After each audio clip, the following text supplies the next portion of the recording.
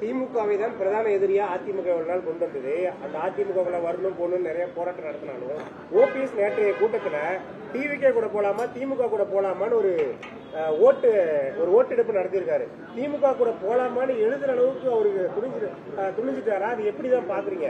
திமுகவோட அவர் போக முடியாது. ஏன்னு கேட்டீங்கன்னா, ஒரு முன்னாள் முதலமைச்சராக இருந்தவர் 2 முறை அல்ல 3 முறை ஒரு கட்சியினுடைய தலைமை முதலமைச்சர், கட்சியினுடைய தலைமை ஒருங்கிணைப்பாளர், அந்த பதவிகளை வகித்துவிட்டு அவர் நேர் எதிரியான திராவிட முன்னேற்ற கழகத்துக்கு செல்லுவது என்பதை மக்களோ தொண்டர்களோ ஏற்றுக்கொள்ள மாட்டார்கள். யார் வேணாலும் போலாம். ரெண்டு கதவும் திறந்திருக்கு. இல்ல தேனாம்பேட்டை கதவு திறந்திருக்கு. நீங்க சொன்னீங்கல்ல பனையூர் கதவும் திறந்திருக்கு. ஆகவே திறந்து இல்ல யாருக்கு வேணாலும் திறந்திருக்கு. ஏன் அவரை மாத்திரம் சொல்லணும்? நம்ம இன்னொரு கதவு இது பாஜகவோட தான் இருக்காரு. நீங்க மாத்துறீங்க. அவர் பாஜக விட்டு வந்த மாதிரி பேசிட்டீங்க.